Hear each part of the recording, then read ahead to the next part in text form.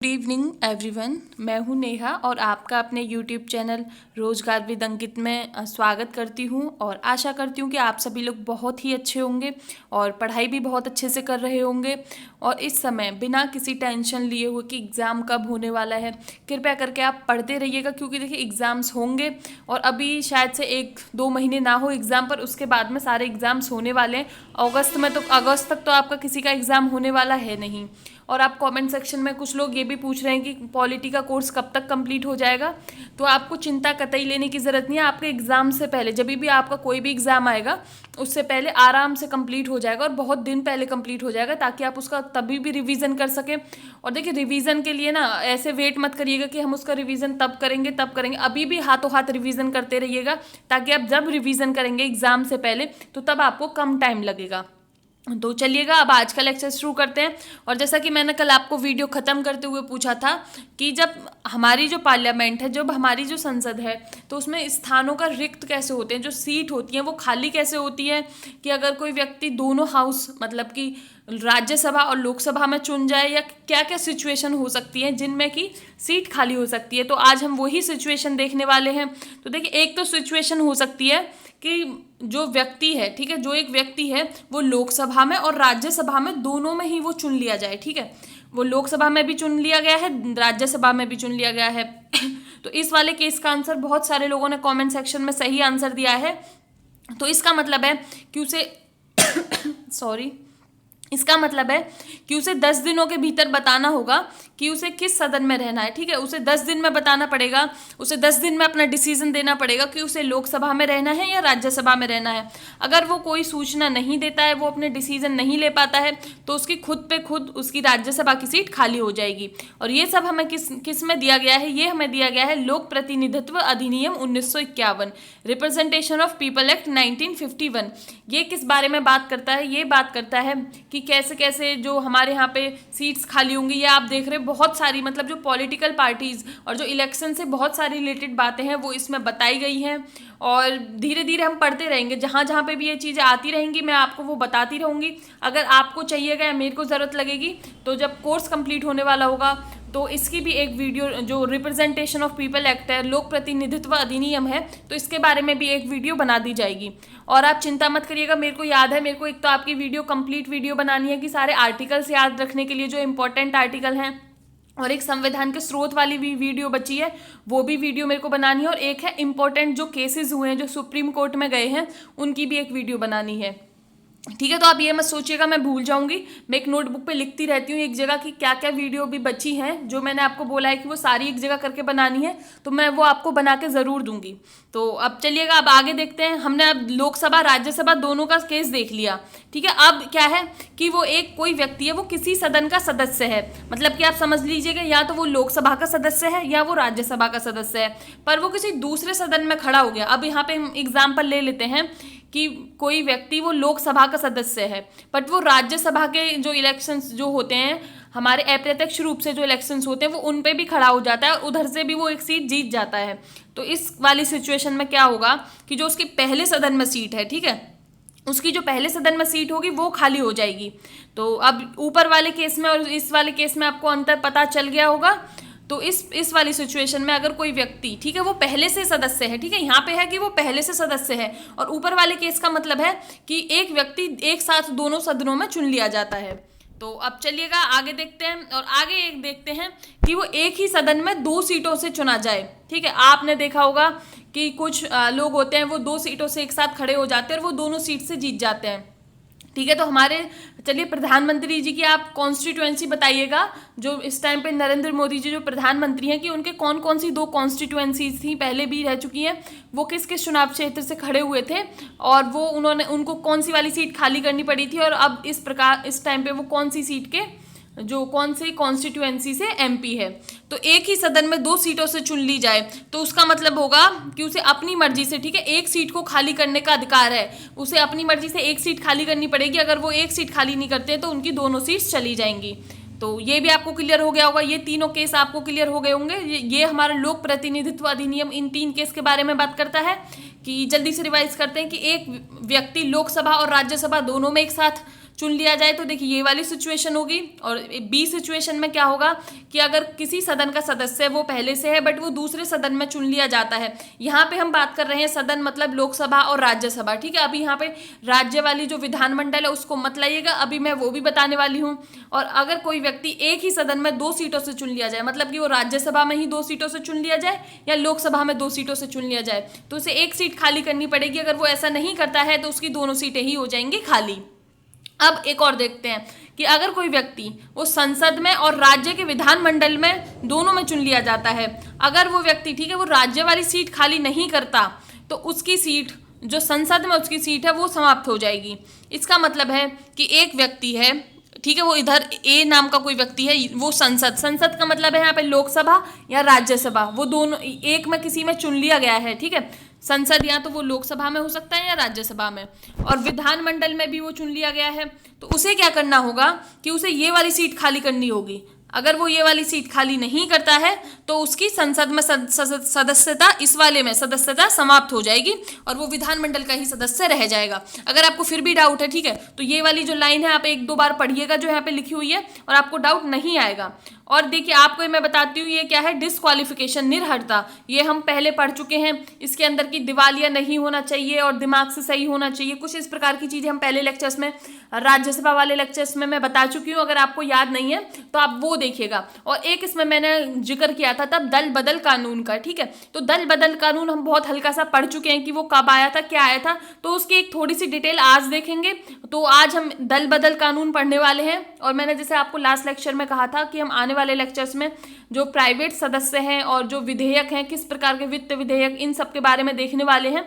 तो वो हम आज की वीडियो में ना देख के वो आने वाली वीडियो में देखेंगे, क्योंकि आज मेरे को लगा कि आपको दल बदल कानून थोड़ा यहाँ पे बता देना चाहिए, क्योंकि वो बार बार यूज हो रहा है। वो किस प्रकार से डिस्क्वालिफिकेशन होता है मेंबर का, हम वो देखेंगे। और एक है पद त्याग, मतलब कि कोई जो एमपी है वो रेजिग्नेशन दे देता है, जो स्पीकर हाउस के जो अध्यक्ष हैं, जो सदन के अध्यक्ष हैं, उनको वो अपना इस्तीफा देता है, तो इस प्रकार भी वो एक पद, जो सीट है वो खाली हो जाती है।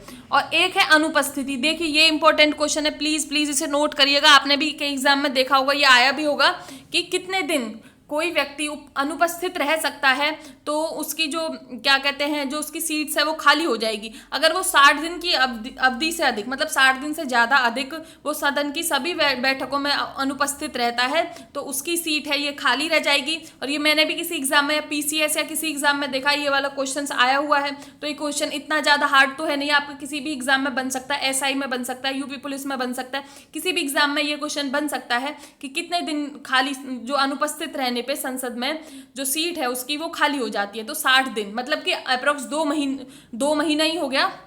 2 महीने के, आप अगर 30 का महीना देखो तो 2 महीने के करीब से सीट खाली हो जाती है।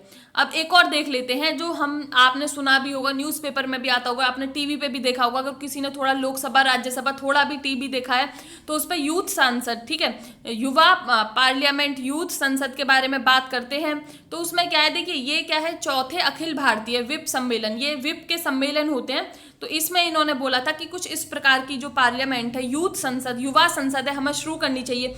इसका मतलब ये है कि देखिए जो कॉलेज वगैरह में जो हम युवा पीढ़ी जो पढ़ते हैं, उनको जो देश की राजनीति है, देश की जो पॉलिटिक्स है उसमें इंटरेस्ट लेना चाहिए। और किस प्रकार से जो लोग हैं वो चुन के आते हैं, क्या क्या हम, मतलब कि वो जब बड़े हो तो ठीक है, वो एक इन्फॉर्म्ड वोटर हो, मतलब उन्हें पता होना चाहिए वो वोट डालने से पहले कि वो किस प्रकार वोट डाल रहे हैं। वो किसी जाति, धर्म, आधार, इन सब चीज़ों को देख के वोट ना डालें, वो व्यक्ति के काम को देख के वोट डालें। तो इस प्रकार से लोगों को अवेयर करने के लिए, जो युवा हैं देश के अवेयर करने के, उन्हें जागरूक करने के लिए ये युवा संसद लाई गई थी। और इसका कार्य है, संसद का जो इसको हेड करती है, मतलब जिसका इसकी जिम्मेदारी है, वो आती है मिनिस्ट्री ऑफ पार्लियामेंट्री अफेयर्स, संसदीय कार्यालय मंत्रालय। ये करता है जो राज्य हैं, ठीक है, और जो राज्य हैं उनको जरूरी प्रशिक्षण, उनको ट्रेनिंग दी जाती है किस प्रकार से आप यूथ पार्लियामेंट का आयोजन करते हैं।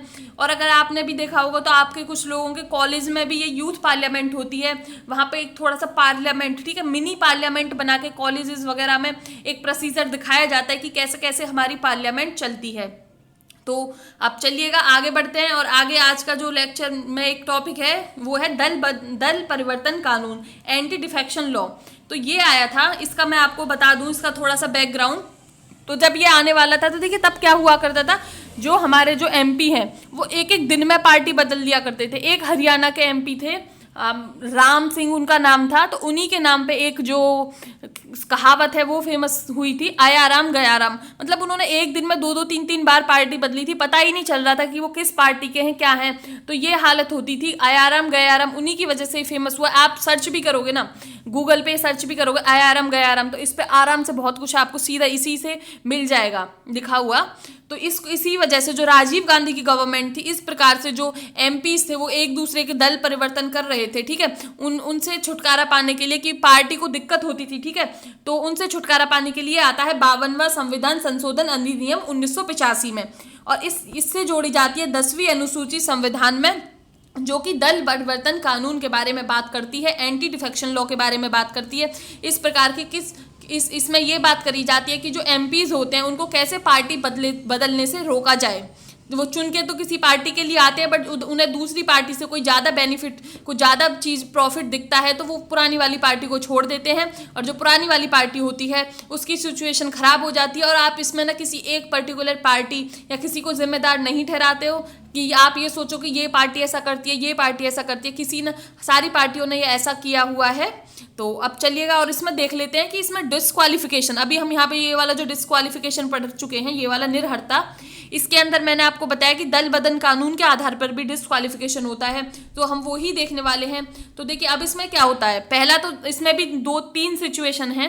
तो पहला क्या है कि जो राजनीतिक दल का सदस्य है, ठीक है, कोई पॉलिटिकल पार्टी का कोई मेंबर है, वो एमपी है, वो अपनी मन से राजनीतिक दल को छोड़ देता है कि अब मुझे इस पार्टी में नहीं रहना है, और या फिर वो जो राजनीतिक दल है, ठीक है, उस पार्टी ने कहा कि आपको इस पे वोट करना है, बट वो राजनीतिक पार्टी के खिलाफ जाके वोट करता है, तो इस वाली कंडीशन में जो उसकी जो सदस्यता है वो डिस्क्वालीफाई हो जाएगा, ठीक है। और ये डिस्क्वालीफाई कौन करता है, किसके हाथ में ये पावर है कि कौन करता है डिस्क्वालिफिकेशन का डिसीजन, ये निर्हरता का डिसीजन इस 10th वाले शेड्यूल में 10वें अनुसूची में ये करते हैं हमारे जो संसद के सदन के अध्यक्ष होते हैं। तो लोकसभा में तो हो जाएंगे हमारे स्पीकर, और राज्यसभा में हो जाएंगे हमारे चेयरमैन।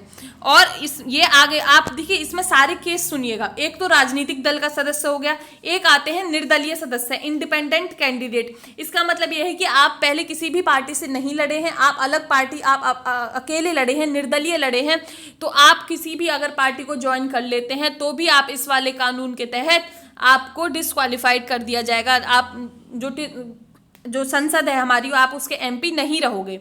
और एक है नॉमिनेटेड मेंबर, नाम निर्देशित सदस्य। अगर वो व्यक्ति 6 महीने, जैसे आज वो किसी व्यक्ति नॉमिनेटेड होता है, राष्ट्रपति जी उन्हें सदस्य में कि संसद के सदन में नॉमिनेटेड करते हैं। जैसे कि आप देख सकते हो राज्यसभा में जो 12 मेंबर हैं वो नॉमिनेटेड होके आते हैं, ठीक है। अगर आज वो उन्हें नॉमिनेटेड किया, अगर वो 6 महीने के अंदर किसी पॉलिटिकल पार्टी को ज्वाइन करते हैं तो वो डिस्क्वालीफाई नहीं होंगे। बट वो इस 6 महीने के बाद में अगर किसी दूसरी पार्टी में जाके जुड़ जाते हैं, किसी पॉलिटिकल पार्टी में जाके जुड़ जाते हैं, तो वो इस वाले कानून के तहत, दल बदल कानून के तहत उनको कर दिया जाएगा डिस्क्वालीफाई, ठीक है।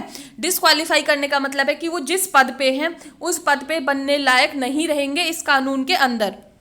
अब इसमें क्या है, इस वाले कानून के कुछ एक्सेप्शंस हैं, आपने भी पढ़े होंगे, कुछ अपवाद हैं। तो इसमें क्या है कि अगर ये कानून कब लागू नहीं होता है, तो 1985 में जब ये कानून आया था, तो इसका मतलब था कि अगर 1/3 पार्टी जो लोग हैं, किसी पार्टी के 1/3 सदस्य पार्टी छोड़ दें, तो वो जो इस वाले कानून के तहत वो डिस्क्वालीफाई नहीं होंगे, वो एंटी डिफेक्शन लॉ, दल बदल कानून के तहत डिस्क्वालीफाई नहीं होंगे। बट इस वाले जो ये वाला जो प्रोविजन है, ठीक है, ये वाली जो बात कही गई है, इस वाली बात का भी मिसयूज होने लगा था। क्योंकि देखिए एग्जाम्पल के लिए आप सुनिएगा कि 100 सदस्य हैं, ठीक है, अब 100 सदस्यों में से 1/3 हो गया 30.33 के करीब, तो अगर 34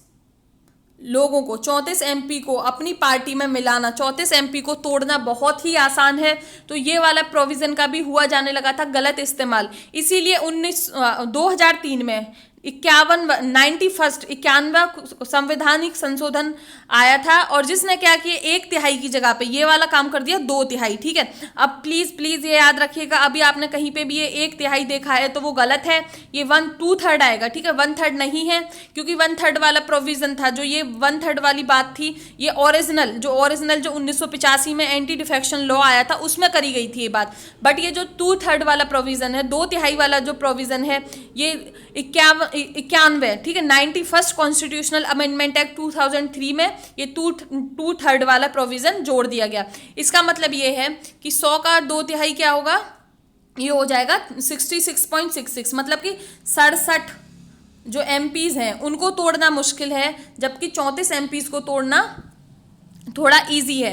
इसीलिए इस वाले कानून का गलत उपयोग ना करा जाए, इसीलिए ये 1/3 की जगह 2/3 कर दिया गया। अब वर्तमान में जो ये अपवाद के अंदर जो संख्या आएगी वो आएगी 2/3। ठीक है, 1/3 नहीं आएगी, 2/3 आएगी। कृपया करके ये दिमाग में लिख लीजिएगा, क्योंकि मैंने भी कहीं पे 1-2 बुक्स में देखा है लिखा हुआ, तो वहाँ पे अभी 1/3 लिखा हुआ है, ये जो कि अब अपडेट नहीं किया हुआ है उसे। और अब आप इसका मिसयूज भी देख सकते हो। अब इसके बाद देखिए, पहले तो 1/3 का मिसयूज करना शुरू किया, फिर अब इसको कैसे और मिसयूज करते हैं, आपको मैं एक एग्जांपल के तौर पे समझा दूं। आप कोई भी किसी का भी एग्जांपल ले सकते हैं कि मानिए टोटल 100 सदस्य हैं। ठीक है, एक हाउस में, एक सदन में टोटल 100 सदस्य हैं। आप एग्जाम्पल के लिए समझिएगा, तो इसमें पार्टी बनाने के लिए कितने लोग चाहिएंगे, 51 MP चाहिए। ठीक है, तो मानिए किसी एक पार्टी के पास में 46 MP है खुद के, और एक पार्टी के पास में है 44 MP। ठीक है, ये ए पार्टी है और ये बी पार्टी है। तो इस वाली पार्टी ये क्या करती है, 10 और किसी दूसरी पार्टी के जो सदस्य हैं कुछ भी हैं उनको मिला के ये 56 हो जाते हैं। ठीक है, 56 हो गए, और ये इधर 44 हैं, तो इसके पास में बहुमत हो गया, और ये अपनी जो सदन में है वो सरकार बना लेती है। ठीक है, और क्या करती है ये वाली पार्टी है, कुछ भी तरह से करके इस वाले सदन के कितने लोगों को, 14 लोगों को, ठीक है, इस वाले सदन के 14 लोगों को बोलती है कि आप हमसे पैसा लीजिएगा, या कुछ भी है, मतलब कोई भी उन्हें लालच दे के बोलती है कि आप अपना त्याग पत्र दे दीजिएगा। ये किस प्रकार से मिसयूज हो रहा है मैं आपको वो बता रही हूँ, पहले भी हुआ है। तो आप ये इनको बोलते हैं कि आप त्याग पत्र दे दीजिएगा, तो इसमें से इस वाली पार्टी में से 12 लोगों ने त्याग पत्र दे दिया, मतलब अंदाजा लगाओ 10 तो ये निकल गए, 2 ये निकल गए, तो यहाँ पे भी 14 लोगों ने दे दिया। ठीक है, 14 लोग, इतने लोगों में से निकालना कोई मुश्किल बात नहीं है, तो 10 तो ये निकल गए, 4 इसमें से निकल गए, तो अब रह जाते हैं 42 सदस्य ये वाले, और ये वाले हो गए 44। अब इन दोनों को मिलाइएगा, तो इन दोनों को मिला के जो हाउस है, जो सदन है, उसकी जो स्ट्रेंथ रह जाएगी, जो उसकी संख्या रह जाएगी, वो रह जाएगी 4 और 2 6 और 4 और 4 8, 86 सदन की सदस्यता रह जाएगी। और इस प्रकार से आप देख सकते हैं कि फिर ये दूसरी वाली पार्टी आधे से ज़्यादा बहुमत प्राप्त करके अपनी सरकार बना लेती है। तो इस प्रकार से इसी का भी मिसयूज किया जा रहा है। और देखिए इसमें क्या होता है कि स्पीकर के हाथ में, जो हाउस का जो हमारा अध्यक्ष होता है, जो सदन के जो अध्यक्ष होते हैं, उनके हाथ में निर्णय होता है कि ये वाला जो एंटी डिफेक्शन लॉ है ये स्वीकार करना है कि नहीं, कि जो किसी ने इस्तीफा दिया है वो स्वीकार करना है नहीं। तो ये हमारा जो निर्धारण अधिकारी होते हैं, डिसाइडिंग अथॉरिटी होती है, वो सदन के अध्यक्ष होते हैं। तो ये क्या करते हैं कि ये डिसाइड भी कर सकते हैं कि ये दल बदल कानून है या नहीं। तो क्योंकि देखिए लिखा तो संविधान में ये है कि जो हमारे सदन के अध्यक्ष होने चाहिए वो न्यूट्रल होने चाहिए, वो किसी भी पार्टी का उनको तरफदारी नहीं करनी चाहिए। पर ये देखिए ये पॉसिबल नहीं है, क्योंकि वो जिस पार्टी से चुन के आते हैं उसी पार्टी के लिए अपनी जो लॉयल्टी है, अपना जो विश्वास है, वो उसी पार्टी के लिए रखने, कोई भी पार्टी का हो वो अपनी पार्टी में रखने के लिए रहते हैं। चाहे तो आप कांग्रेस का एग्जाम्पल लीजिए, तो जो कांग्रेस से चुन के आएगा तो वो कांग्रेस के लिए अपना विश्वास ज़्यादा दिखाएगा। अगर कोई दूसरी पार्टी से, बीजेपी से चुन के आते हैं, तो वो अपनी दूसरी पार्टी के लिए विश्वास दिखाएंगे ज़्यादा। तो 1993 में क्या होता है, पहले 1993 से पहले क्या था कि अगर कोई दल बदलता है तो जो सदन के जो अध्यक्ष होते हैं उनका निर्णय आखिरी था, उसे कोर्ट में, सुप्रीम कोर्ट में चैलेंज नहीं किया जा सकता था। बट 1993 में एक केस होता है कि हो तो होलोहन मामला, जो कि 1993 का है। इसमें सुप्रीम कोर्ट ने कह दिया कि इसमें सदन का जो अध्यक्ष है उसका निर्णय आखिरी नहीं है, उसका जुडिशियल रिव्यू, मतलब कि उसकी न्यायिक समीक्षा करी जा सकती है, और कोर्ट ये उस पर देख सकती है कि स्पीकर ने, जो हाउस के जो अध्यक्ष हैं, उन्होंने सही डिसीजन लिया है कि नहीं। बट इससे पहले सदन का जो अध्यक्ष है उसे डिसीजन लेना पड़ेगा, मतलब कि ये नहीं कि अगर सदन के अध्यक्ष ने डिसीजन तब तक नहीं लिया है तो सुप्रीम कोर्ट उस पर तब तक कोई डिसीजन नहीं ले सकती है। इसीलिए आपने देखा होगा कि कुछ 6-6 महीने 1-1 साल केस पड़े रहते हैं और जो सदन के जो अध्यक्ष होते हैं, जो संसद की जो हमारी जो किसी भी हाउस के अध्यक्ष होते हैं, आप राज्यसभा में, लोकसभा में, या फिर आप उसमें जाके जो स्टेट लेजिस्लेटिव असेंबली है, विधानसभा में भी देख सकते हैं, उनके जो अध्यक्ष होते हैं वो कोई निर्णय नहीं लेते हैं, तो वो निर्णय नहीं लेते हैं। तो इस प्रकार से उनके निर्णय ना लेने पर भी सुप्रीम कोर्ट उसके ऊपर कोई निर्णय नहीं ले सकता है। और अभी इसी टॉपिक पर बहुत सारी बहस छिड़ रही है। तो अब आई होप आपको ये वाला थोड़ा क्लियर हुआ होगा। एक बार जल्दी से मैं एंटी डिफेक्शन लॉ आपको बहुत जल्दी से कम शब्दों में रिवाइज करा देती हूँ। ये कब आया है? ये हमारे संविधान में आया है 52वें संविधान संशोधन अधिनियम 1985 में, जो कि 10वीं अनुसूची में आया है। और ये किस प्रकार, ये डिस्क्वालिफिकेशन के बारे में बात करता है कि अगर कोई राजनीतिक दल का सदस्य कोई पॉलिटिकल पार्टी से चुन के सदस्य आया है और वो अपने मन से सदस्यता छोड़ता है या वो पार्टी के खिलाफ जाके वोट करता है, तो आप यहाँ पे एक एग्जांपल देख सकते हो कि जो पहले नवजोत सिंह सिद्धू थे, ठीक है, इसका ये है कि ये खाली जो अंदर हाउस में, जो कि अंदर सदन में जो है उसी के बारे में बात करता है एंटी डिफेक्शन लॉ। सदन के बारे में आप कुछ बाहर जाके कुछ भी कहें तो वो उस बारे में बात नहीं करता है। आप एग्जाम्पल ले सकते हैं, जो नवजोत सिंह सिद्धू जी थे पहले वो बीजेपी के मेंबर थे, ठीक है। मैं किसी पर्टिकुलर पार्टी को आपको प्रमोट करके नहीं बता रही हूँ, पहले तो मैं आपको बस समझाने की कोशिश कर रही हूँ। तो आप ये समझ लीजिएगा पहले तो कि मैं आपके कोई अपने व्यू नहीं दे रही हूँ यहाँ पे। तो वो पहले थे एक बीजेपी पार्टी के सदस्य, ठीक है, बट वो सदन से जाके बाहर इनके बारे में काफी बयानबाजी करते थे, बट उनपे ये वाला कानून लागू नहीं किया जा सकता, क्योंकि ये कानून बात करता है सिर्फ आप संसद के सदन के अंदर क्या कर रहे हो। संसद के सदन से बाहर जाके आप पार्टी के बारे में कुछ भी बोलो, ये कानून उसके बारे में बात नहीं करता है। तो इस प्रकार से जो नवजोत सिंह सिद्धू थे तो वो बीजेपी के मेंबर, बट वो उस पार्टी के बारे में बाहर जाके बात करते थे। पर जब उन्होंने त्याग पत्र दिया और उन्होंने कांग्रेस पार्टी ज्वाइन कर ली इस प्रकार, तो तब वो बीजेपी के मेंबर नहीं रहे। तो आई होप आपको ये वाला डाउट क्लियर हो गया होगा।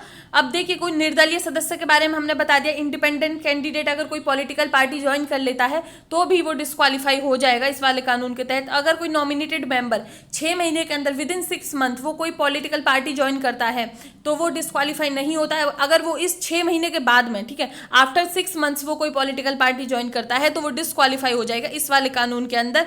और इसमें एक्सेप्शंस क्या है, इसका अपवाद है कि अगर 1/3 पार्टी छोड़ दे, तो ये था 1985 में लाया गया था, मतलब कि 2003 से पहले।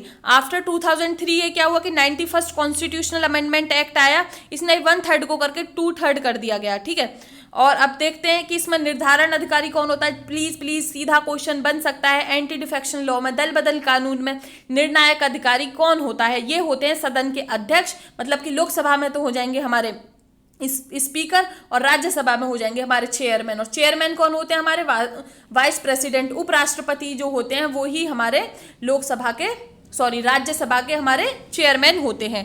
तो अब आपको ये भी क्लियर हो गया होगा। अगर आपको फिर भी कोई डाउट है तो आप प्लीज़ कमेंट सेक्शन में पूछिएगा। और मैंने आपको बताया कि आप कोशिश कीजिएगा कि जैसे आपको ये वीडियो आज मिलती है तो आप कल सुबह 6-7 बजे तक अपना डाउट पूछ ले, ताकि वो डाउट आपका वीडियो में लाया जा सके। अब आपको मैं बता चुकी हूँ कि हम वीडियो समाप्त होने पर तो हम कुछ पार्लियामेंट, जो अलग अलग देशों में पार्लियामेंट के नाम है, हम उनको देख लेंगे। और इस प्रकार से ये संसद का चैप्टर खत्म होते होते आपके ऑलमोस्ट जो सारी इंपॉर्टेंट जो पार्लियामेंट है जिनके आपके एग्जाम में पूछे जाने की संभावना है वो कंप्लीट हो जाएंगे। तो देखते हैं कि पार्लियामेंट में कहाँ कहा जाता है, ठीक है। तो ये देखिए, पार्लियामेंट वाले जो देश हैं मैंने उनके नाम एक जगह लिख दिए हैं जो इनमें इंपॉर्टेंट है।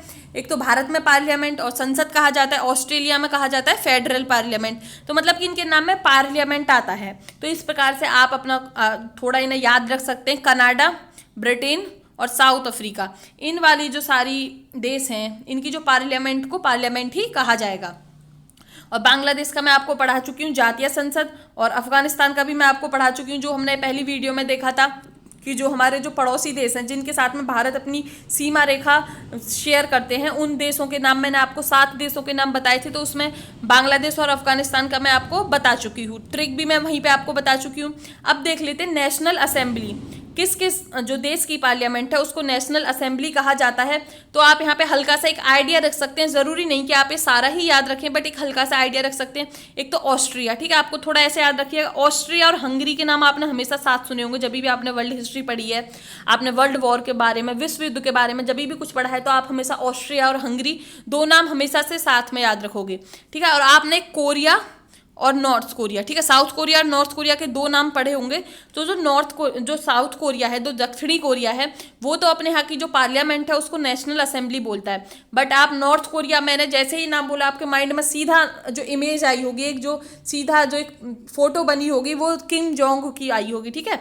तो किम जोंग क्या है, वहाँ पे कोई भी डेमोक्रेसी नहीं है, वहाँ पे लोगों की हालत बड़ी ही बदतर है। तो किम जोंग क्या है, अपने आप को सबसे ऊपर मानता है, सबसे ऊपर मतलब सुप्रीम समझता है, सुप्रीम। तो इस प्रकार से आप नॉर्थ कोरिया की जो पार्लियामेंट है उसका क्या नाम है, सुप्रीम पीपल्स असेंबली। वो जो वहाँ का किम जोंग है वो खुद को वहाँ के लोगों से ऊपर समझता है, इसीलिए आप इस प्रकार कुछ रिलेट कर सकते हैं। नॉर्थ कोरिया की पार्लियामेंट का नाम हो जाएगा सुप्रीम पीपल्स असेंबली, ठीक है। और आप ऐसे ब्रुनोई और Cambodia, Kuwait, Lebanon, France, Kenya, Vietnam और पाकिस्तान का भी मैं आपको उस जो अपने भारत के पड़ोसी देश थे उसमें पाकिस्तान की पार्लियामेंट को नाम आपको बता चुकी हूँ। आपने देखा होगा नेशनल असेंबली एंड सीनेट, ये पार्लियामेंट का नाम है पाकिस्तान की का। और इसको कहीं लिखा होगा आपने उर्दू या किसी भाषा में माजिश ए शोरा भी आपने लिखा हुआ देखा होगा, ये कहीं पे मिल सकता है या कहीं पे नहीं, बट जो मेन आपको याद रखना है वो नेशनल असेंबली ही याद रखना है, पाकिस्तान की पार्लियामेंट का नाम। और आप, मैंने एक कमेंट सेक्शन में, मेरे को अब नाम याद नहीं आ रहा, शायद से उनका नाम केशव भाटी कुछ करके है, वो बहुत सारी ट्रिक्स बताते हैं कमेंट सेक्शन में, और मेरे को उनकी ट्रिक्स वो खुद ही बनाते हैं, शायद से पर्सनली मेरे को उनकी ट्रिक्स काफ़ी अच्छी लगती हैं। तो इस प्रकार से आप भी कमेंट सेक्शन में ट्रिक्स बना सकते हैं। और आप, अगर आपको ये ट्रिक्स पसंद नहीं आती और कमेंट सेक्शन में जैसे उन्होंने काफ़ी अच्छी, मेरे से भी अच्छी ट्रिक्स बताई हुई है और आपको उनकी ट्रिक्स पसंद आती है, तो आप उनकी ट्रिक्स याद रख सकते हैं या अपनी भी बनाइएगा, और आपकी ट्रिक्स किसी को और को पसंद आ सकती है, तो इन सबको लेके आप कोई ट्रिक बनाइएगा। और ये एक और कंट्री है बोत्सवाना, ये देखिए अभी करंट अफेयर में बहुत न्यूज़ में थी। अगर आपको आप थोड़ा भी करंट अफेयर फॉलो करते हो तो यहाँ पे जो बहुत सारे हाथी मर चुके हैं, वो अभी रीज़न उन पे रिसर्च करी जा रही है, प्रॉपर रिसर्च की, वो हाथी किस वजह से मरे हैं। तो इस बोत्सवाना में एक डेल्टा का नाम है ओकोवेंगो डेल्टा, ठीक है, ओकोवेंगो डेल्टा, ठीक है। ये आपके एग्जाम में क्वेश्चन आ सकता है कि ओकोवेंगो डेल्टा किस देश में है, क्योंकि देखिए यहाँ पे हाथी मरे हैं तो थोड़ी बड़ी बात है, तो इसीलिए ये किस कंट्री में है, बोत्सवाना में। और भी एक और क्वेश्चन आ सकता है, आपने कालाहारी डेजर्ट, ठीक है, कालाहारी रेगिस्तान का नाम सुना होगा, जहाँ पे कि कई बॉलीवुड मूवीज के गाने शूट हो चुके हैं। आप रेगिस्तान पीछे देखते होगे कई मूवीज में, तो मे बी आपने किसी कोई गाना देखा हो जो उसमें पीछे डेजर्ट दिखाया जा रहा है, तो वो कालाहारी डेजर्ट हो सकता है। तो जो बोत्सवाना देश है, इसका जो 70% हिस्सा है, लगभग 70% जो इसकी टेरिटरी है वो कालाहारी डेजर्ट में आती है। और आपको मैं बता दूं, ये जो बोत्सवाना है, इसी देश में 70% जो घर है, ये 70% अफ्रीकन हाथियों का घर है, ये वाला बोत्सवाना। इसीलिए इसका जो ओकोवांगो डेल्टा में जो एलिफेंट, जो अफ्रीकन हाथियों की जो मृत्यु हुई है, इसीलिए इस वजह से ये काफ़ी न्यूज़ में था। और ये एक लैंड लॉक कंट्री है साउथ अफ्रीका में, दक्षिणी अफ्रीका में ये एक लैंड लॉक कंट्री है। इसका मतलब है कि इसे चारों तरफ से देशों ने घेरा हुआ है, और ये बोत्सवाना देश है, ये समुद्र से किसी रास्ते से जुड़ा हुआ नहीं है। तो आई होप, मैं आशा करती हूँ कि आपको ये कुछ समझ आया होगा, और मैं आपके लिए कुछ कोशिश कर रही हूँ कि आपके लिए लेक्चर बेहतरीन बना सकूँ। और आपको ये टेंशन कतई नहीं रखनी है कि कुछ चैप्टर्स हैं, कुछ टॉपिक्स हैं जो आपके लिए छूटेंगे, बिल्कुल नहीं छूटेंगे। जब मेरा कोर्स कंप्लीट होगा तो मैं आपसे पूछूंगी कि क्या आपको लगता है कि कोई टॉपिक छूटा है, अगर वो आप कॉमेंट सेक्शन में बताते हो तो मैं वो टॉपिक भी आपका कंप्लीट कराऊंगी। पहले आप ये देखिए, साथ साथ रिवीजन करते रहिएगा। अगर आप आज वीडियो देखते हो तो हाथों हाथ उसे जिस भी स्पीड में आप कंफर्टेबल हो, 2 की स्पीड में, 1.75 में, या किसी को अगर ज़्यादा तेज थोड़ी स्पीड लगती है तो वो 0.75 में करके देख सकते हैं। इस प्रकार आप अपने हिसाब से स्पीड को एडजस्ट करके प्लीज़ रिवीजन ज़रूर कीजिएगा। अभी हाथों हाथ जितना अच्छा आप रिवीजन करते चलेंगे, उतना ही आपको एग्ज़ाम से पहले रिवीजन करने में बहुत ही आसानी रहेगी। और अगर आप हाथों हाथ, जैसे आपने अभी वीडियो देखी, आप तुरंत तुरंत इसे रिवीजन करोगे तो आप या तो 2 की स्पीड पे या जिस भी स्पीड पे करिएगा आपको ज़्यादा टाइम नहीं लगेगा। और अगर आप नोट्स बना लेते हो, ठीक है, मेरे हिसाब से आपको नोट्स कम से कम एक वीडियो, आप किसी भी वीडियो को देख रहे हो तो उसे पहले 2 बार देख लेना चाहिए कम से कम, तब उसके नोट्स बनाने चाहिए। तो आपने नोट्स बना ली, इस वाली वीडियो के नोट्स ज़्यादा से ज़्यादा, ठीक है, 1 पेज में बन जाएंगे, मैक्सिमम 1 पेज में इस वाली वीडियो के नोट्स बन जाने चाहिए। क्योंकि मैंने तो भाई आपको समझाने के लिए नोट्स बनाए हैं, इसलिए थोड़ा बड़ा बड़ा लिखा है, थोड़ा फैला फैला के लिखा है कि ताकि आपको समझ आ जाए।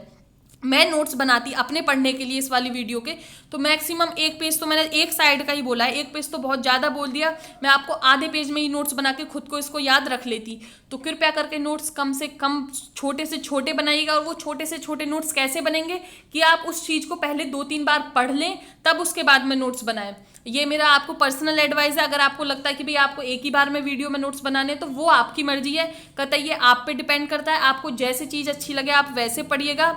और धन्यवाद आपको वीडियो यहाँ तक देखने के लिए, और मैं आशा करती हूँ कि आप बहुत अच्छे से पढ़ेंगे और आपका दिन अच्छा हो। और कृपया करके ना क्वेश्चन साथ के साथ सॉल्व करते रहिएगा, और देखते हैं कि इस संडे तक अगर अच्छे खासे टॉपिक्स कवर हो जाते हैं तो हम टेस्ट भी ले लेंगे इस संडे को।